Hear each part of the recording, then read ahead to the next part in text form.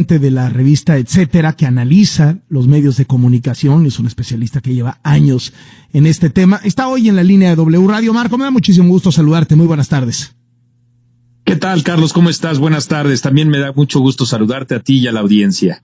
Bueno, toco a tu puerta para recoger algunas reflexiones sobre cómo ha reaccionado el gremio periodístico desde tu punto de vista ante el atentado contra Ciro Gómez Leiva. ¿Qué te parece la reacción de los medios? ¿Y qué te parece la reacción del poder también, concretamente del presidente? Mira, me parece que la reacción de los medios encontramos la generalidad de rechazo a la violencia, de solidaridad, y qué bueno, se la merece y con mucho Ciro Gómez Leiva en el atentado del que fue objeto hace unos días, y la persecución jurídica de la que tú estás haciendo también en el país. En general, ese rechazo me parece que hay que valorarlo y mucho.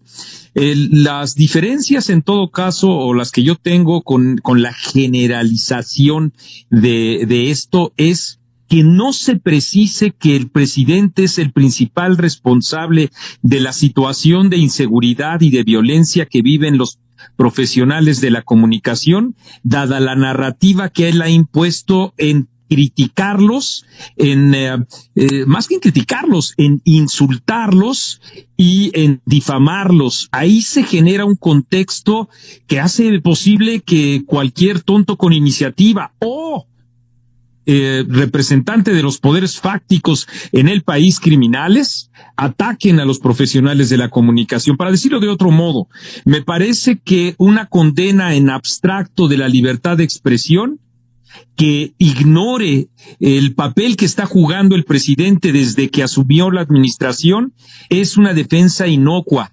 Creo que vale la pena recargar ahí en los ataques del poder mismo, que obcecadamente señala y acusa a los periodistas que lo critican para colocarlos en riesgo, Carlos. Ese es el hecho, incluso más allá de las opiniones que tengamos, la principal fuente de agresión que hoy vive nuestro país en contra de la libertad de expresión es del presidente de la República.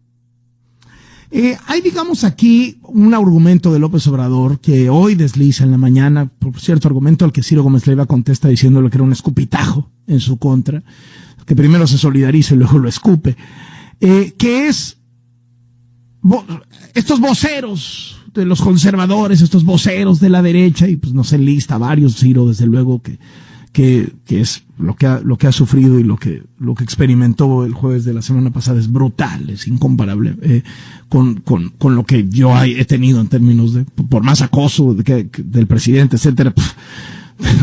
Que te quieran matar y que tengan 2 balazos en tu camioneta, eso me parece que no se compara, pero más allá de eso, decir, este presidente que dice, con tal de desestabilizar mi gobierno pudieron haber hecho eso. Y luego toda una corriente que dice, no, en una de esas fueron los narcos, porque Ciro habla mucho de la delincuencia organizada, y entonces el presidente no se tiene la culpa. ¿Qué piensas de eso?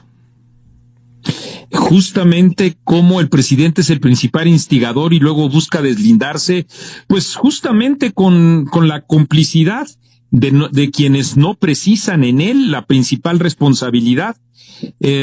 Por eso la defensa abstracta, insisto, general, es puro verbo cuando se habla así, ya nada más hay que defender la libertad de expresión, o estos son los grupos criminales y se acabó. Y todavía sale el caradura, porque el presidente se ve como un caradura, cuando dice Ciro no está solo, y 48 horas después vuelve a fustigarlo. Creo, Carlos, que en un sentido sí es comparable entre el límite que está a punto de rozar esta agresión en contra de Ciro Gómez Leiva con la agresión que reciben los demás periodistas, que es que se trata de un mensaje muy claro de intimidación en contra del ejercicio crítico.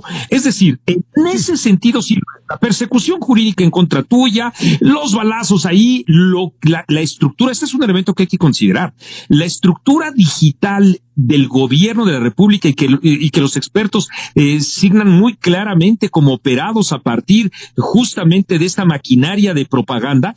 No me estoy refiriendo a los farsantes de la 4T que magnifican en las redes los mensajes y las diatribas del presidente, sino toda esta maquinaria digital que acusa, acosa, está lanzando diatribas, en fin, generando también o afianzando el clima del linchamiento que es el que persiste el presidente en llevar a cabo.